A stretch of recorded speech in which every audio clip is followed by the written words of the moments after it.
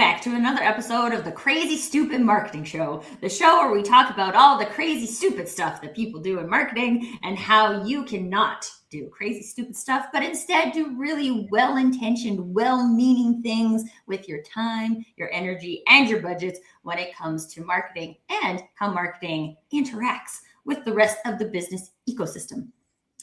If you are new to the show, let me give you a little taste of what we're going to experience here today, because the Crazy Stupid Marketing Show is maybe a little bit different than the other content that you go out there to consume. So this is not a show for consumption, folks. This is a show for participation, participating in whatever way you feel comfortable today. So one of the ways that you can participate is to get into the conversation.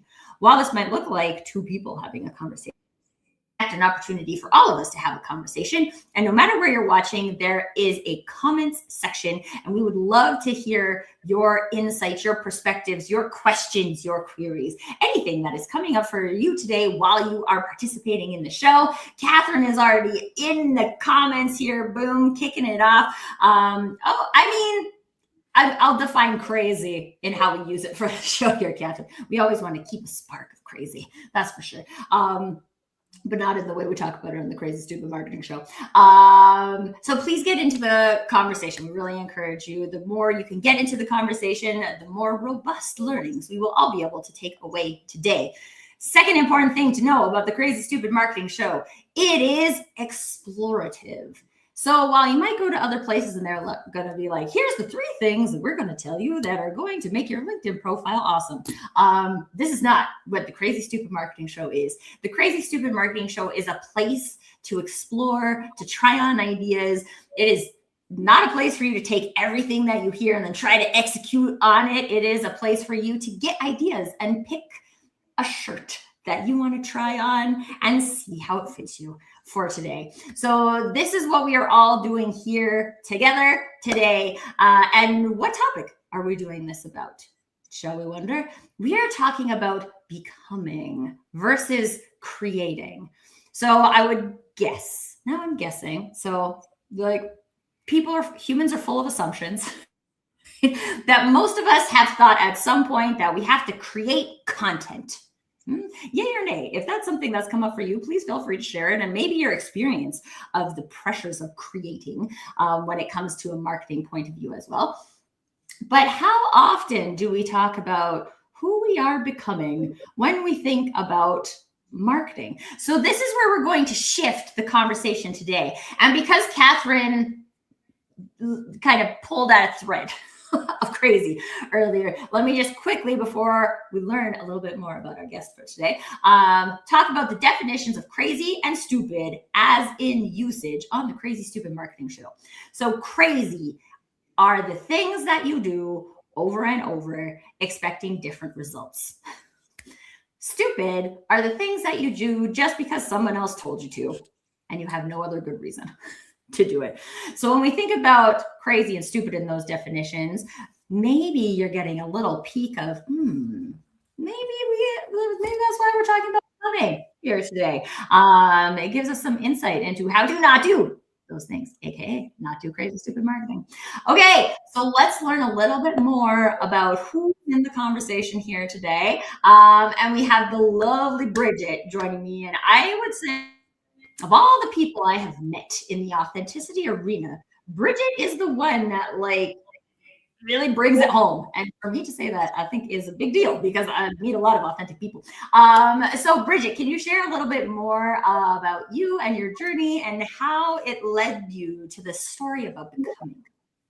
Yes, hello. Thank you so much, Tracy. Thank you so much for having me here today and talking about becoming and versus creating versus branding versus marketing. I think there is so much to talk about. And I really think we should listen more to Albert Einstein. Yeah.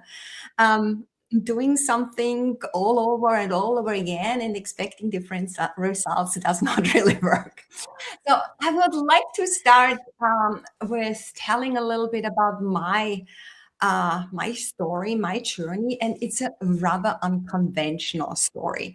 And I think that's exactly what makes it meaningful. My path has been anything but linear. from a life above the clouds as a flight attendant. Very early in my life, I always say it was in my past life because it feels like such a long time ago. Then to a student, to a corporate leader, to a student again, continuing being a corporate leader, and then to a teaching professor, and then to becoming an entrepreneur as a brand identity strategist, as a business educator, as a retreat facilitator since last year, and soon a certified success mindset coach and mentor. So you see that my journey has taken me through diverse worlds, totally, unrelated, seemingly, right? So it was a journey of transformation. I was searching for my true self. I did something I wanted. Okay, check off the list. What's next? What's next? What's next? So I was always curious, very curious, what is out there, and what is the next challenge that I can take. And every transition in this transformational life, I could say, sometimes chosen and sometimes not. Sometimes the universe nudged me. So external forces are in its working. Was a layer of my becoming. And we will talk about becoming a lot. So this is one layer of the word or the term becoming. It made me to the person that I am today. So each chapter taught me something essential about service when I was flying for the airline, about leadership when I was working in corporate, when I was a teaching professor, and about brand identity, of course, in all of these walks of lives, and about authenticity and what it means and what it does to you when you're not authentic as a person in your life. So I have had decades of senior corporate roles, and I also experienced the challenges from the inside out. So I really know what it means as a corporate, and then also with more than 30 years of global experience as a flight attendant in business, but also in academia. I have taught at universities around the world in the area of global strategy, global consumer behavior, global brand management, global market research. So everything what is global and doing business in emerging markets. So I have a really global perspective on things and the understanding of different cultures and mentalities. So I just love it. I live it. I have a passion for it. And I also have a passion for brand excellence. But this is not it. I think there's one more layer, because I think many of us have gone through certain seasons of where we feel invisible, or there is people that have been feeling invisible all their life. They are there, but nobody sees them. Yeah. So, and this happens very often despite outward success, all the titles that we have, the positions, the achievements, but inside, and that's what I felt. I often felt unseen, unheard, and then also disconnected from myself. I was always questioning myself. So who am I now? Yeah. And who do I want to be? And who do I want to become? So this was always part of my life. And then I started the inner work, and I was still doing the inner work, and it has become part of my life. It's hard work, but it's liberating work. It's honest work with yourself and remembering who you are. Before the world told you what you have to be. Yeah, who you are. The core, because we are so out of focus, right? So these external forces and the validation that we're seeking outside, we should take an inside look first. I think that's what it comes down. So what I learned is to allow myself to be seen, not for what I do, but for who I am as a person, as a private person, as a business person, or in these different roles that I have to play or I want to play in my life. And then I also realized, coming from academia, from these big brands, that branding isn't just for businesses. Yeah, it's for people, and it's always identity work. So there's always to look within. Companies need to look within. Corporate culture. What do we wanna what is our vision? Yeah, and what are the values that we want to share and breathe every day? So this is it, and that's something that you can also break down to the individual themselves. Yeah, and it's a process of this uncovering your essence and expressing it powerfully, but also unapologetically. I think that's really important, especially for women, and doing that with integrity. So looking back, every chapter totally makes sense and prepared me to help others who feel unseen, misaligned, or muted to reclaim their power, their presence, their uniqueness, their brilliance, and own their story. And yeah, and that's why my sole mission is to empower authentic visibility. Okay, so first of all, you gave me like all of the questions to ask because now I have to pick a direction. But you also mentioned about people feeling invisible. And here's the thing that's very important to me on the show is that our friends in the chat do not feel invisible. And so let's say hello to everybody. We have Leslie joining us. Hello, Omar. Paige, great to see you. Terrence, we have Flo. Everybody's having a very good morning. Catherine is saying she's very excited about the idea of becoming. Lisa is joining us. Greg is joining us. Greg, I'm interested to hear your perspective too, because Greg and I had we were in a conversation. Oh, and LinkedIn user. I'm not sure who you are, but if you share with us your name, we'd be really happy to share your visibility as well. Greg and I met in a conversation about AI. So we'll see if that comes into the conversation at all today, but that would be an interesting component. Okay, here's where I want to start in all of the places that you gave me to start.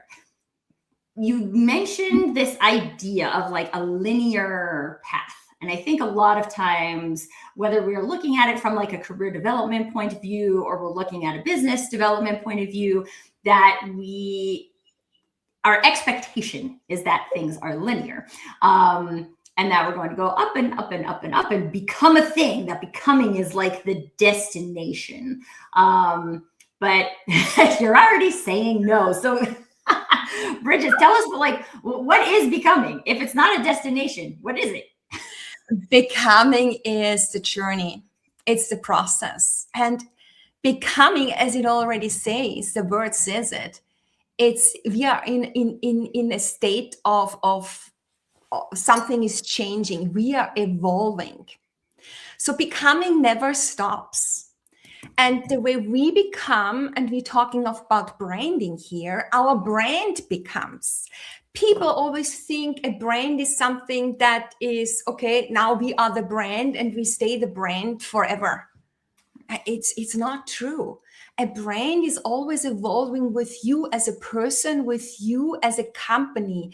The more products you're producing, the different kind of products, the way you innovate, the way you lead, you're always becoming, because you are experiencing new things, and this experience are becoming part of your path, part of your foundation. So you are so the only constant in life is change. So that means you are changing all the time. So you are becoming, you're on your path of becoming. Yeah. So there's never an end state until you drop dead. Yeah. Let's not talk about that. I'd love to talk about though, like directionality, right? Because again, like I think when we think of linear, we have this like that our brains make sense of that because it looks like we're going in a direction. And I also think when we think about who we'd like to become or what we would like our company to become, we do have directionality. So how does directionality come into this like ever evolving exercise? Yeah, I mean, you shall have a vision. Yeah, so when you are as a company, you want to become, you start with a vision in place, yeah, with a legacy that you want to leave behind. You gotta have a North Star, a higher purpose, or a so-called soul mission, the big why you are here as a company, as a person, or as a person. Because of your experience, because of maybe some hardship, because your journey was not linear, you have discovered there is a purpose for you in life. Yeah. And going through that, let's say, pain, because the more painful it is, the more direction it gives you. There is a gift in it for you. You got to see this gift in it. Why was this so hard? What is it there? What's the feedback of it? And what's the redirection? Because you're talking about linearity. Sometimes you go one step forward, two steps back. And that's where it is. That's the beauty. The life offers you to take one more round, review the whole thing, and see what's the gift in there, and taking that learning forward. So that's where you leap, because you finally understand. And this pain very often becomes our purpose. So for me, it was also this being invisible, not being seen for several reasons. I don't want to go into that. But this is, I know it's my soul mission, helping others to empower them to this authentic visibility, because in this authenticity is your core essence, your uniqueness, your differentiation factor that helps you make a huge difference in other people's lives. So, and that becomes your vision. Where do I want to go? What's the end result, basically? What do I want to leave behind? And this is the first thing. So here you can take intentional steps. So you have the vision, then you kind of reverse engineer back to the here and now. So you need to know who you are in the here and now in order to strategize what you are becoming. Yeah, so you need to kind of create that becoming to realize that vision at the end of the day. Yeah, something manifesting, you are living it already, you are feeling it, you actually be it before you become it. So there is no faking it to making it. Yeah, agree. Until you make it or something, because that makes you inauthentic. Yeah, when you're trying hard to be someone who you are not, or copying someone else, it's not your journey. You got to find your own one. So be it until you become it. And and that means understanding your future, your vision, your legacy, the meaning behind, and then strategizing, intentionally taking small little steps and towards the future. Yeah. So this is a rough idea with, of course, with a value set that are your guardrails that help you making the decisions in the here and now. Is this part of me? Is this part of my journey? Is this part of my concept? Is this part of my strategy? Is this part of my philosophy? Yes, no, yes, let's take it. No, let it go. Right. So these are the things, the major, let's say, the cornerstones that come together. So what do I want to leave behind? What is the problem that I want to solve? Why do I exist? Right? And what experience should people have during and after interacting with me or my business? Because it's about branding. Yeah. Yeah. Well, and I mean, I always talk about branding as the experience, right? And I think a lot of times people think more about creating content than they think about the experience of that for them as the creator, but also for people as the consumer of that. But I really want to appreciate what Catherine is sharing here about. So crazy stupid is being pushed into what they say instead of who you are. And being peculiar and authentically crazy is leaning into your journey, your way, and uniquely you. And yes, great synopsis, Catherine. That's something. And Flo is also sharing, sometimes the gift isn't immediately apparent, but if we remain open to it, it will emerge. And so on this point, I'd really like to let's talk about how marketing might get caught in some cycles of maybe not using the pain that we see as an opportunity to read the signs as to the directionality, because there's so many people that I experience, whether this is in corporate marketing teams or individual solopreneurs who are doing what they think is marketing. There's like so much frustration. There's so much pain. There's so much drudgery that ends up happening.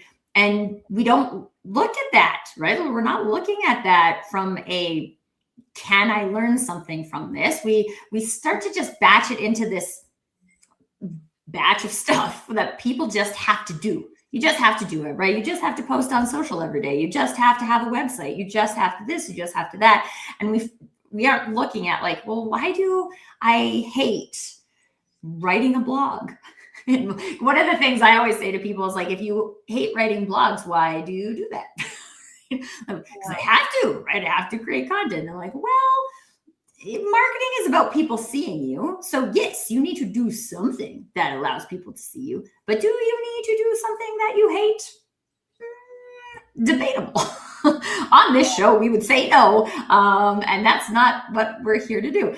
And so, Brigitte, can you share with us some, like, if you've seen any examples, maybe in corporate or in individual personal branding, where you have I guess really what I'm asking is any advice on how to, like, for the first time, take that pain and start to reassess that as to it's giving me information about directionality instead of just this is a thing I just have to do and it will always be painful.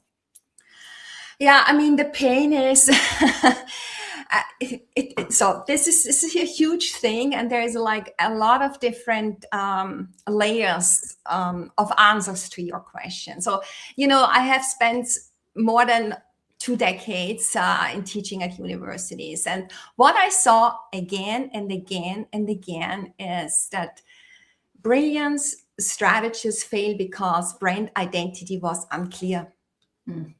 Yeah, I have seen beautiful products that they innovated and they're struggling because they didn't stand for anything distinctive. Yeah, and I say, okay, great product. So what about the branding? What do you mean? I mean, the branding, what makes it distinctive? What makes it different? What makes others feel? Yeah, so that always came short. And companies are competing on these features instead of the meaning. It's across cultures, across industries, across markets. And there's always one truth to it, that strong brands who were always trying to be the loudest, they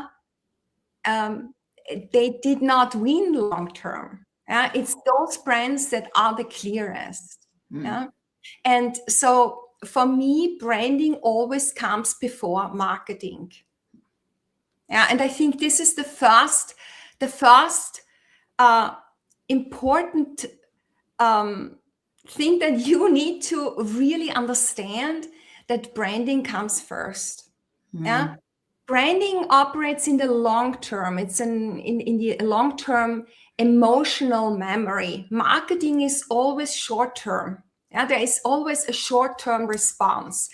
Branding builds meaning, trust, and emotional associations. Yeah?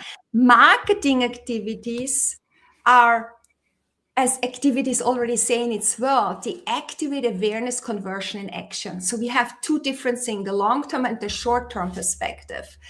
And we have to understand that people don't buy based on just information alone. They buy based on meaning plus memory. So that's why a lot of people do not purchase right away. There's a time lag in between. So that's why branding is a long-term game. People need to hear it again and again and again and then feel something about it. It's not just recognizing something, it's really understanding the brand and feeling the brand. And there's two questions and two answers. Marketing answers, how do we sell this? How? What kind of campaign, promotion do we run? Content, Branding answers, why should anyone care? And this is a huge distinctive. So it becomes painful because you're doing this, you are noisy in the market. You're doing a lot of things. At the end of the day, it leaves you, with an overwhelm. It leaves you with a burnout. branding is, you need to make others feel. You need to get into resonance with someone else. I think that is also a key. When people don't just recognize you, they feel you, they feel aligned with you as a personal brand or as a company brand. It's the moment when someone says, I don't know exactly why, but this speaks to me. This person speaks to me. This, I need to have that brand. I cannot tell you why, because there's no rationality behind. Not really, because we go for Apple, even though maybe others have different features that are much more innovative, maybe. Yeah. But it's about how you make someone feel. It's that the brand speaks to me. It's not, it doesn't happen through these tactics as in marketing. Marketing was execution, but it happens when a brand is congruent from the inside to the out. Yeah, inside, outside, there is an alignment. So actually, this is basically it. And when you are just focusing on your marketing, when you're focusing on your logo and your tagline and on your colors, let's put this together with any meaning that is attached to it, then you are hollow. And I call that the so-called flesh in the pan.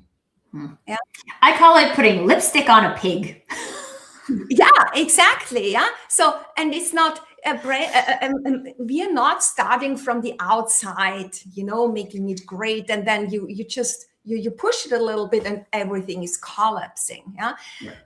Branding starts from the inside out. Yeah. And I know we very often, the next flashy thing, and it's impressive. It's impressive, but when you feel about it, it feels empty. And that is a sign something is not quite coherent. Yeah. And that's what I call this hollow branding. It gets it fast in the moment, but it doesn't last. Yeah. It's a flash in the pan because there is no emotional identity, there is no identity-based anchor that is behind it. Right. Yeah. Oh, okay. Whew. First of all, let's go to the comments. And Greg has a question. So, Greg, we're coming to your question. I'm going to hit some of these comments first. Catherine is sharing about the drudgery. It's drudgery because it's stuff we do instead of relationships we build. Authenticity drives relationship building. 100% agree with you there, Catherine. Jay is sharing in marketing and advertising. Oh, and also, hi, Jay. Jay snuck in the middle here. You need to be creative by coming up with your own ideas or ask others for suggestions, opinions, and feedback. And in fact, Jay, because you might have missed the beginning of the show, this is what the show is about, to give people suggestions and options for you to be like, oh, try this on. Does this fit me? Yay or nay? Awesome. Okay. And then quickly to flows, and then we'll go to Greg's question. I remember the season when I listened to all the quote unquote experts and hit a wall. I almost burned out by expending energy and tactics that were not resonant. When I stopped listening and reconnected with my values, purpose, and mission, I regained my clarity to create branding and content that is congruent and fun again. Oh, weird fact, guys. I always say to my clients that marketing can be fun. And a lot of people think that marketing can be fun for marketers because they know how to do marketing. But if marketing becomes being ourselves with our people, then yes, I don't like to use the word should, but let's all set a goal of marketing being fun. What if marketing was fun? Okay, Greg has a great question. In the B2B world, how can you translate a personal brand into revenue generation / attracting customers? And I would also, one of the things I always think about when it comes to B2B is that a lot of these B2B businesses are trying to go for what they call product-led growth. I don't know that I personally believe in product-led growth. I believe that if brands are built in conjunction with product, aka when you look at companies like Asana and things like that, then it might look like product-led growth, but we're kind of being distracted. So what are your thoughts on that, Brigitte, in terms of B2B? How do we take these like human principles and turn them into meaningful business results? Yeah. I mean, This is a really interesting question, because even though you are, when it's a B2B business, you are doing business with a purchasing department, right? Or buying and purchasing department. You are also having conversations with people within these organizations. You are not purchasing or selling to another company. You have people there. So you're bringing it down to the people who you are creating a connection with and also feel something about. So it's, you need to break it down to the people that you are directly in conversation. When it and then of course we have this big brands where there's also a CEO who is a strong personal brand, and you have kind of you are more affine to that, or maybe, and very often they're polarizing, yeah, as well, like Jeff Bezos and so on and so on and so on. But I think at the end of the day, we are always doing business with the people behind these big brands. And here I would recommend to break it down to the people who you are dealing with directly when you are in the B2B business. And also getting an understanding, because those people you are dealing with directly represent that brand. Yeah. So I remember when I was a flight attendant, I was representing that airline. Yeah, and there were also a business was flying with that airline, or you have business contracts. Yeah, your staff is only allowed to fly with those or these airline, whatever that is. Yeah, but it's also you are representing someone working in a purchasing department or in a buying department of a huge organization. So here you break it down to the people behind, and that's where we are humanizing brands again. It's about the people who are doing the deals, not corporate, the brand. Well, and I also think, I always, just to share like my personal experience with this, because I have, for my personal brand, which has historically represented organizations, also represents my own business. But for me, honestly, when I show up as the chair of the Strathmore Thunder Fast Pitch organization, it's the same. My personal mission as a human is for more people to feel seen and more personal brands to be on fire because I was here. And there's lots of different ways that can manifest, and there's lots of different places that can manifest. But I think when you look at business, and this is why I love looking at B2B, specifically B2B tech, because I feel like B2B tech in particular got very focused on like, we'll just have a good product, we'll get investors, and then that's all we need to think about. But at the end of the day, there's a gap that you saw in the market, and you had a desire to fill that gap. So what is that desire? Now, it's one thing. I remember having a conversation with a gentleman. This is years and years ago now. And he was like, oh, can I talk to you about marketing? Because I want to start this online store. And I'm like, yeah, sure. Let's talk about it. And so I asked him, like, what are you going to be selling on your online store? And he was like, gym equipment, watches, and camping gear. And I was like, okay, tell me more about this, because like, why those things? And he is like, because those are the things that people buy most on the internet at the time. And I was like, do you have any personal connection to these types of products? Because if you don't wear a watch and you're out there trying to sell watches, how do you think that feels to people? Do you think people feel like, would they rather have like a watch collector guy selling them watches, or just a guy who's selling watches because he can sell watches, right? Like, especially if it's high ticket watches, right? Like, it's always interesting to me how we forget that so in that scenario, there isn't a connection to the product. But when we're creating companies, there generally is a connection to the product. We're creating this to fill a gap. And so like, what if we leaned into that, right? Like every time we had an offsite management meeting or our annual planning that we looked at, how did we fill this gap in the past year? And how might we fill that gap additionally, more effectively as we continue to go forward? But we always get like, okay, we fill that gap by having features, right? And the features fill the gap. And so all I need to do is just tell people the features and they will understand that that gap is filled.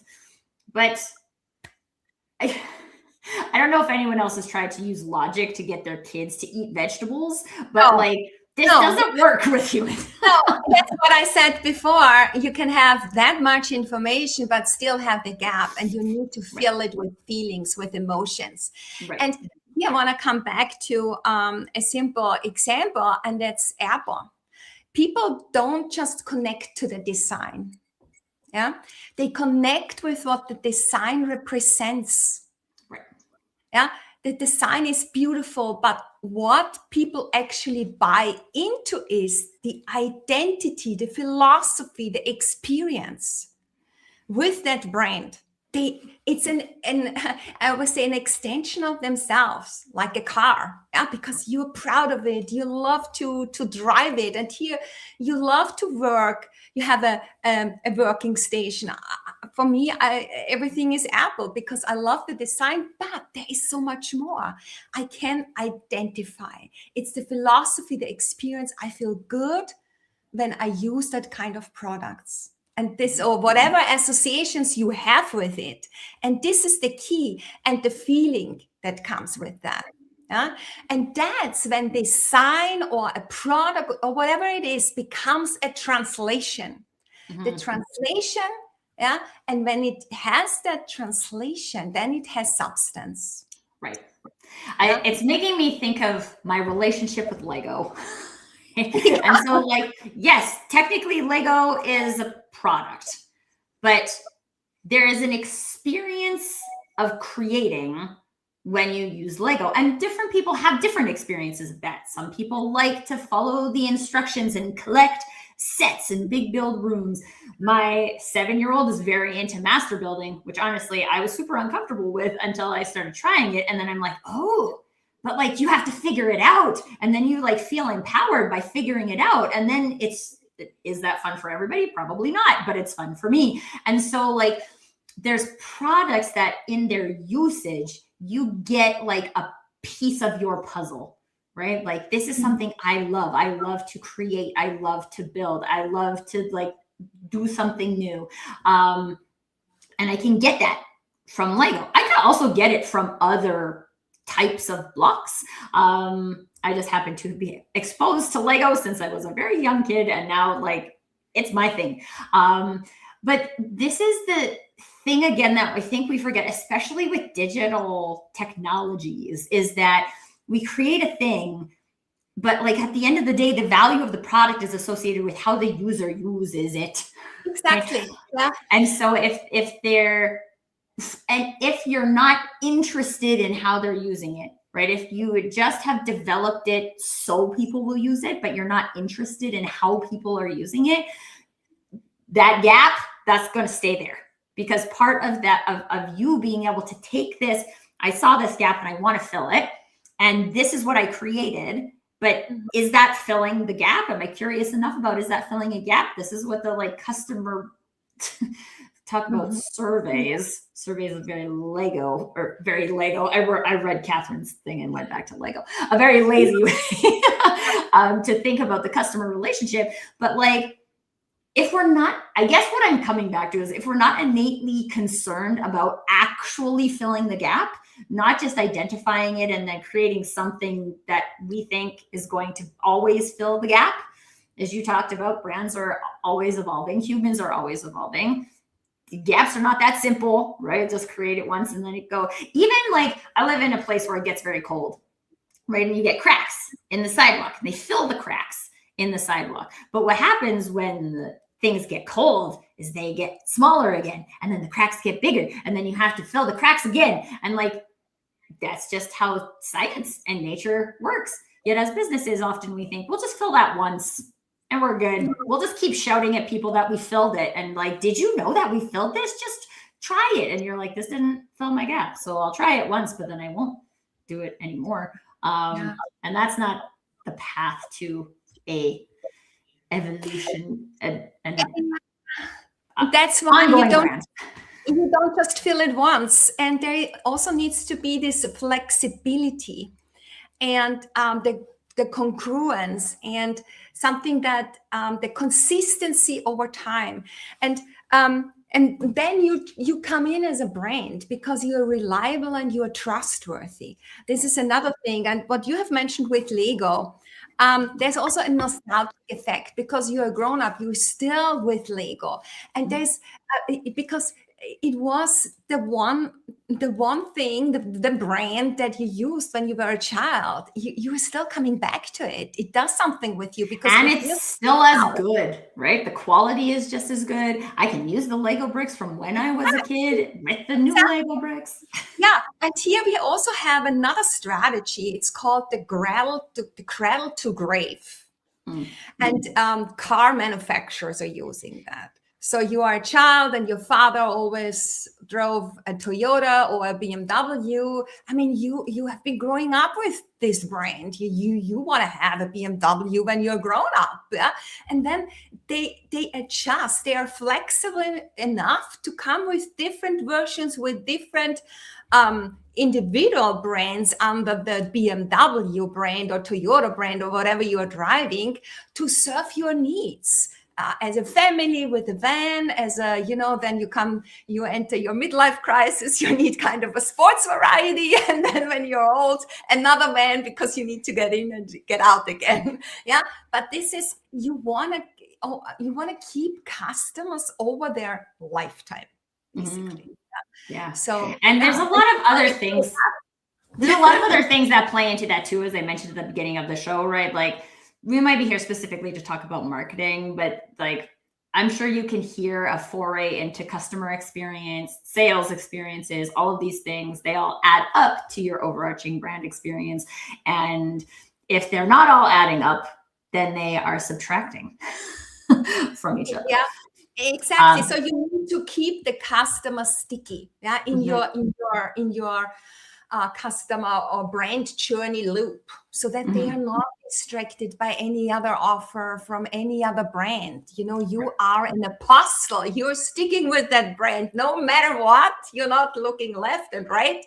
You just go with that brand, and that needs more than just being product oriented. You need to have filled this gap with feelings, with emotions, that makes the customer feel, yes, this is me. Yeah. And this happens. I mean, if any of you follow me on LinkedIn and you've heard me talk about my relationship to a specific car brand, which I'm not going to reference on this show, you can check my LinkedIn post and you can find it. A thing as a kid, I was like, this is my dream car, right? Like, yes. And then I finally got it. And now I've had like 3 of that brand. And every time I get another one, the experience is worse and worse, to the point where I'm like, I will not buy that brand anymore. And it makes me really sad. It actually makes me sad not to, because you've given me such a bad experience. I can't, even though I want to. And that is also like something to take into consideration as we create all of these different, it is predominantly a service issue. And so like, we can do all we want in marketing. And if it's going to break in sales, again, lipstick on a pig. Okay, we have 3 questions in the chat, and I'm going to try and get to all of them. And if we don't, we will respond to the questions separately, not on the show, but we will respond. Okay, so Greg had a question. So he said, I should pull this up. Well, I heard a great phrase the other day. AI may replace the job you do, but it will never replace your purpose. How do you see AI or LLMs impacting personal branding and your purpose? Is this something that you have explored at all, Brigitte? What was the question again? If I had to replace, what was it? How do you see AI or LLMs, large language models, impacting personal branding? Yeah. I mean, you can exert or exercise or take action on your purpose in different ways. So is not, I don't think that AI is truly replacing. It's supporting. It really depends on in what industry you're in and what job you're exerting. But I think AI is a good thing to support you. It's always an instrument. It never can be the master because you need to feed it somehow. Yeah. So I don't think it's really replacing, but it's a way, or it's an opportunity, let's say it like that, to open up and see in what different way can I serve my people and can I live my higher purpose. It's an opportunity to redirect. I think we should not see it in a negative way, but we should see it in a positive way. Sometimes it's hard. Sometimes it's frustrating. I totally understand that. But I think there's no other way to get there. Yeah, I agree. And I think that Jay, we are coming back to your question. And I think this ties into Greg's second question about, in light of the perceived risk of AI, product versus experience. If one thinks of AI as a product and not an experience, perhaps of self-discovery, it's easier to label it as bad and to be feared. And I think when we think about fear, this comes into that, like the pain category, right? We're feeling pain and we're using AI and it's creating fear. And like, what are we using it for? Like, what if we were using it not to create things that we're afraid of, but to create things that help us fill the gap, to help us feel more empowered? This is equally available. I think it comes down to this uncertainty. The fear is always there when we don't know, when we go into an era of change, where we leave our comfort zone, where we have to be more creative and allow ourselves to ride that journey through uncertainty, basically into nothingness. Nothing is certain. We think it's certain, but I think we should give this the opportunity to be more innovative, to see what else am I capable of. And instead of seeing the fear, seeing the opportunity and beyond. And I think fear is always there when something is changing, but it can also change to the better. And you decide whether you see the negative or you see the positive. Yeah, and I think when we talk about silver linings, right? I think there is an opportunity, like you said earlier, to like, what is this showing me? Is this showing me that I'm going in the right direction? Or is this showing me that potentially there's another direction? And when we think about directionality, we almost always think of maybe best case scenario, a quadrant, right? I'm going north, I'm going east, I'm going south, I'm going west. But there's like 360 degrees of directionality in there, right? Like there's a lot of different places that we can go. Okay, I want to get to Jay's question as well. Okay. But go ahead, Brigitte. No, it starts with mindset. It starts within. It starts with how you are dealing with such a situation. And if you tell yourself this is all bad, this is all negative, and AI, and oh my God, the fear, then of course you get that served. Yeah. I mean, it takes a while going into more empowerment, going into more positive associations with it, and being more intentional about what opportunities does it create for me. Yeah, I like to say that AI is the great amplifier. And so whatever you want to give it, it will amplify. If you give it really empowered, authentic mindset and the desire to fill gaps, it can help you do that. It can also help you do a lot of other stuff. Yeah, or it amplifies fear if you allow it to. So you can choose. I think you are the master here, not AI. So important and so important. Okay, we're going to the last question. Also, I just realized they are grading the street out in front of me. So if it gets loud, I'm going to try and go on mute.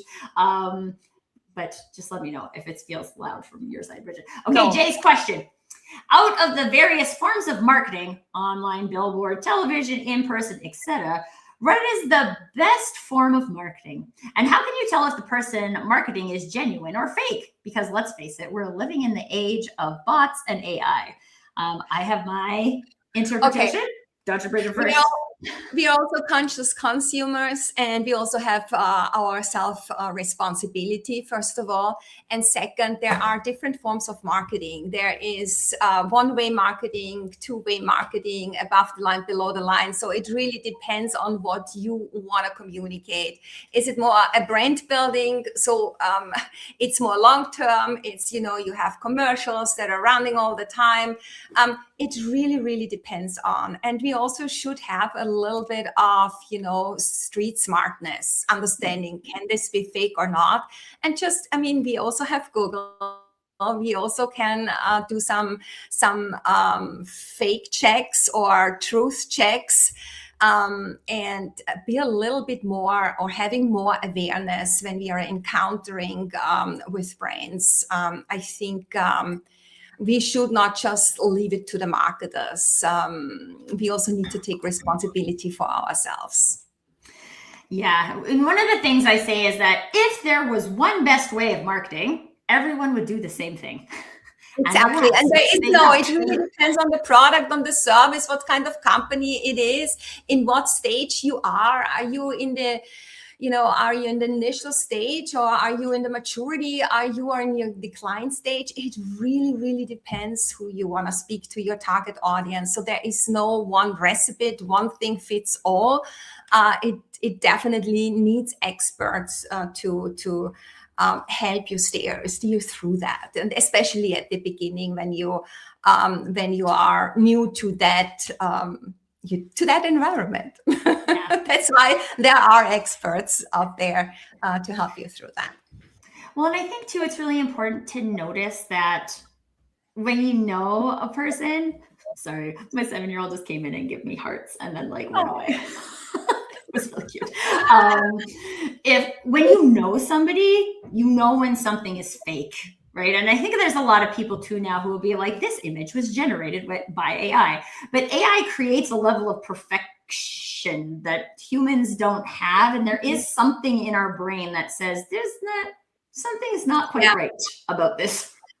That's why I said, don't fake it until you make it, because you lose your authenticity, and the people, the market, your target audience or consumers or whoever that is, feels it. They feel it right away when it is fake.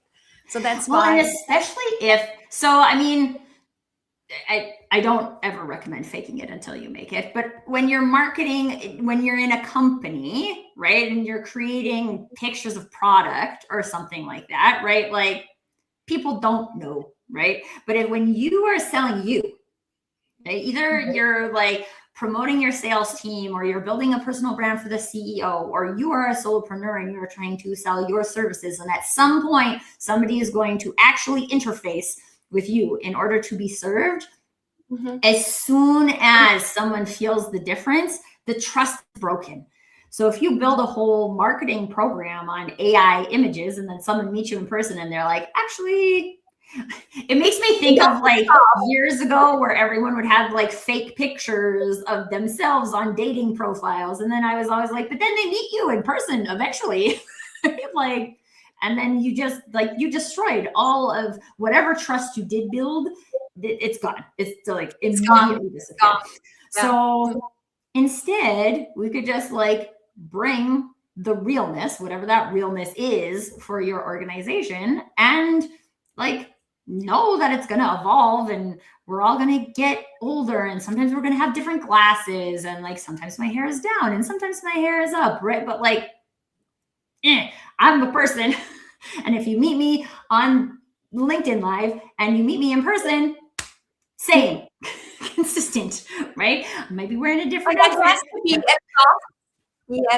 Yes, absolutely. Yeah, you have to be consistent across all the media channels, across everything that you're putting out there. It needs to be one thing, and also over time. Yeah, marketing tactics, things are changing. The thing that stays constant is your brain that is evolving with you. Yeah, it has a totally different timeline. Yeah. Okay. This was such a good conversation. Okay, so first of all, Catherine has some funny comments, and I'm going to end with one of hers that was earlier on. But Catherine, she's saying she's taller on the internet. I'm always when people meet me in person, they're always like, "Oh, you're way taller than I would have expected," and I'm like, I talk about playing basketball all the time. I don't know why people are like surprised. They're like, "Oh, you're tall." Yeah, I'm tall. And hi, Kemi joined us along the way as well. You guys, this is like, I can hardly even keep up with the chat today. Greg, thanks for joining us. Great chat, big subject. Thank you both. And this is something that I think is really important. This is a big subject. And on the Crazy Stupid Marketing Show, we talk about big subjects. We don't talk about, like I said, here's 3 things you can do on your LinkedIn profile today to get more traffic. First of all, that's probably not going to work, but sometimes we need to dive deeper to actually find the meaning. And so I know at least a couple of people had mentioned in the chat that they were really intrigued by this concept of becoming and its role in marketing. And if that's something that is feeling aligned with you for 2026 and beyond, don't let this be the last conversation you participate in on that front. Let it be the first of many conversations that you participate in.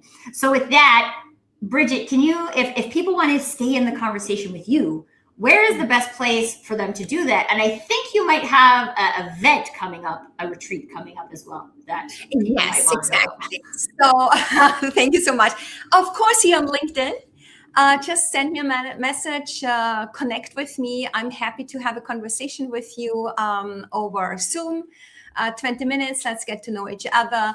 I'm also running a retreat. It's called I Am Becoming, an immersive journey of reclamation, realignment, and reinvention. And it's coming up in June here in Austria. So if you're interested, send me a direct message and I'm happy to have a conversation. Yeah. And who doesn't want to go to Austria, right? Like I doesn't want to go to Austria. So only a few seats are still free, are still available.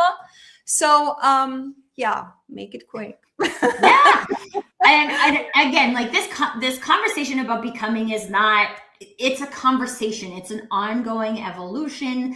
The more we can find space to like have these conversations in a meaningful way on an ongoing basis is where we're going to really get the most impact from a becoming perspective. So that'll look a little bit different for all of us, how we want to incorporate that into our calendars, whether it's in-person retreats, whether it's virtual calls. There are opportunities to continually explore this concept of becoming. And I, for one, would very much champion anybody's journey on becoming and welcome a conversation on that front as well. So connect with me, connect with Brigitte, and stay in the conversation.